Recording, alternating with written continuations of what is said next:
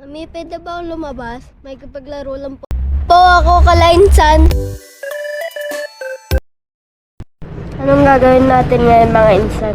Magtambay na lang tayo dito sa likod. Tapos habang nagtatambay tayo, manood na lang tayo ng cellphone para masarap yung tambay natin. Sige, sa sobrang kaalaman namin sa panonood ng cellphone na hindi naman namalayan na magtatangalian na pala. Kaya ang nangyari ay...